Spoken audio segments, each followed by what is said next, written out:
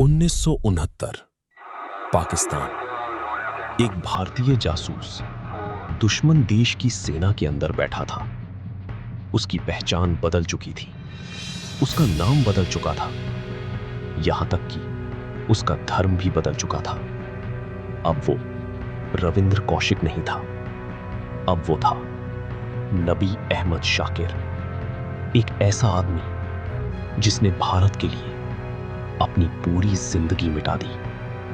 वो पाकिस्तान आर्मी में शामिल हुआ, वहीं शादी की, एक बच्चा हुआ और सालों तक पाकिस्तान की सबसे गुप्त सैन्य जानकारियां भारत भेजता रहा। लेकिन फिर एक छोटी सी गलती उसकी पूरी दुनिया बर्बाद कर गई। उसे पकड़ा गया, टॉर्चर किया गया, मौत की सजा सुनाई गई, और जिस देश के लिए उसने सब कुछ कुर्बान कर दिया, आखिर में उसी देश ने उसे पहचानने से इनकार कर दिया। ये कहानी है भारत की सबसे खतरनाक और सबसे रहस्यमयी जासूस की, रॉ के उस एजेंट की जिसे खुद इंदिरा गांधी ने नाम दिया था द ब्लैक टाइगर।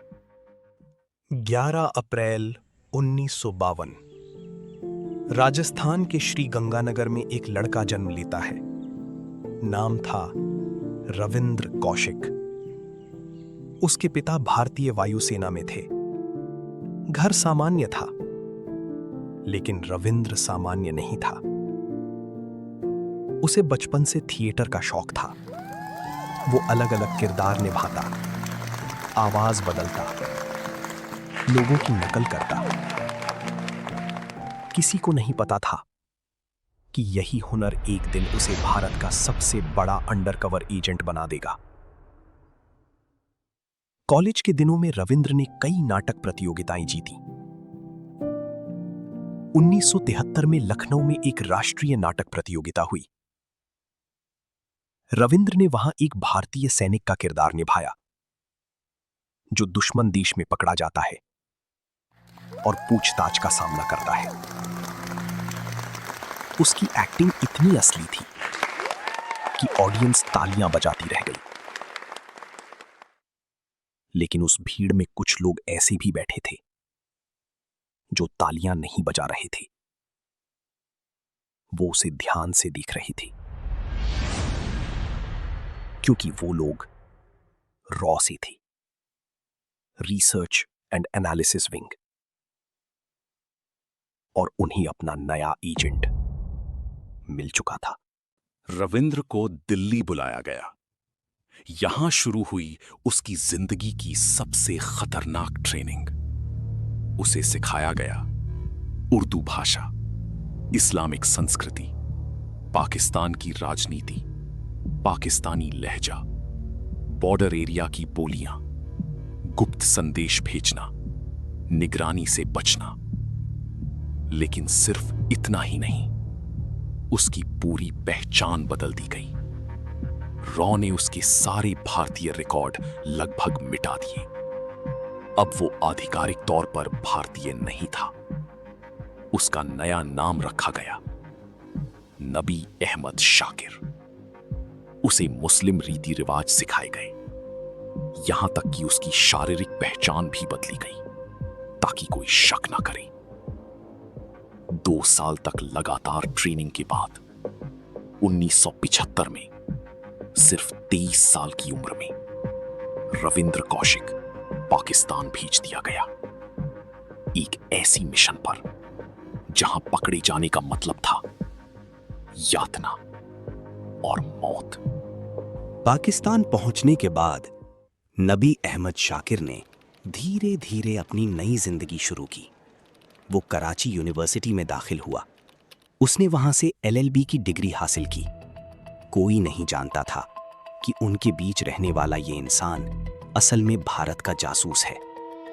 धीरे धीरे उसने पाकिस्तान आर्मी की मिलिट्री अकाउंट्स विभाग में नौकरी हासिल कर ली। कई रिपोर्ट्स के अनुसार वो आगे चलकर मेजर रैंक तक पहुंच गया। हालांकि कुछ ऐतिहासिक रिकॉर्ड उसे मिलिट्री अकाउंट्स क्लर्क बताते हैं, लेकिन एक बात तय थी, वो पाकिस्तान की सेना के बेहद संवेदनशील सिस्टम तक पहुंच चुका था। 1979 से 1983 तक उसने भारत को ऐसी जानकारियां भेजी जिनसे हजारों भारतीय सैनिकों की जान बची। बताया जाता है कि उसने पाकिस्तान की सैन्य गतिविधियों, बॉर्डर मूवमेंट्स, रणनीतिक योजनाओं और परमाणु कार्यक्रम से जुड़ी अहम जानकारी भारत तक पहुंचाई।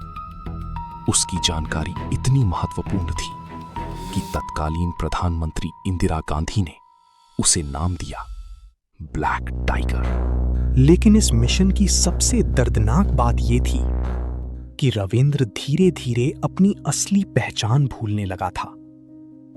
अब वो सालों से पाकिस्तान में रह रहा था। उसने वहां एक स्थानीय महिला से शादी की जिसका नाम था अमानत। उनका एक बेटा भी हुआ। सोचिए, एक भारतीय जासूस दुश्मन देश में परिवार बनाकर रह रहा था। हर दिन डर था कि अगर सच सामने आया तो सब खत्म हो जाएगा। लेकिन फिर भी उसने मिशन नहीं छोड़ा, क्योंकि उसके लिए देश पहले था। उसकी जिंदगी, उसका परिवार, उसकी पहचान, सब कुछ मिशन के पीछे छूट चुका था।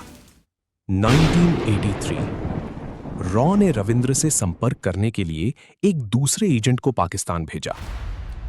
उस एजेंट का नाम था इनायत मसीह। लेकिन बॉर्डर पार करते ही आईएसआई ने उसे पकड़ लिया। Inter services intelligence. पूछताछ हुई, टॉर्चर हुआ और आखिरकार उसने रविंद्र कौशिक की असली पहचान बता दी। सितंबर 1983 रविंद्र कौशिक गिरफ्तार कर लिया गया। एक पल में भारत का सबसे बड़ा अंडरकवर मिशन खत्म हो गया। उसे सियालकोट के इंटेरोगेशन सेंटर ले जाया गया। 2 साल तक लगातार पूछताछ और यातनाएं दी गईं। लेकिन कहा जाता है कि उसने भारत के खिलाफ कोई बड़ी जानकारी नहीं दी। 1985 में पाकिस्तान की अदालत ने उसे मौत की सजा सुनाई। बाद में इसे उम्र कैद में बदल दिया गया। रविंद्र कौशिक को पाकिस्तान की अलग अलग जेलों में रखा गया। सियालकोट, कोट लखपत, मियांवाली जेल। 16 साल, हां, पूरे 16 साल वो जेलों में सड़ता रहा। बीमारियां बढ़ती गई, शरीर टूटता गया। लेकिन सबसे दर्दनाक चीज थी भूल जाना। भारत में लोग उसका नाम तक नहीं जानते थे। कई बार उसने अपने परिवार को चिट्ठियां भेजी। एक चिट्ठी में उसने लिखा, क्या भारत जैसे बड़े देश के लिए कुर्बानी देने वालों को यही मिलता है? ये लाइन सिर्फ एक जासूस की नहीं थी, ये उस इंसान की चीख थी जिसने अपना सब कुछ देश के लिए खो दिया था। 21 नवंबर 2001, Mianwali central jail, Pakistan. TB और दिल की बीमारी से जूझते हुए रविंद्र कौशिक की मौत हो गई। वो सिर्फ 49 साल का था। ना कोई सम्मान, ना कोई सार्वजनिक श्रद्धांजलि, ना कोई राष्ट्रीय पहचान। जासूसों की जिंदगी फिल्मों जैसी जरूर लगती है, लेकिन असलियत फिल्मों से कहीं ज्यादा दर्दनाक होती है। क्योंकि असली जासूस तालियों के लिए काम नहीं करते। उनका नाम इतिहास की किताबों में नहीं लिखा जाता, और अगर वो पकड़े जाएं, तो अक्सर उनका देश भी उन्हें पहचानने से इनकार कर देता है। लेकिन फिर भी कुछ लोग देश के लिए सब कुछ दांव पर लगा देते हैं। रविंद्र कौशिक ऐसा ही एक नाम था। एक आदमी जो अपने देश के लिए जिया, अपने देश के लिए मरा।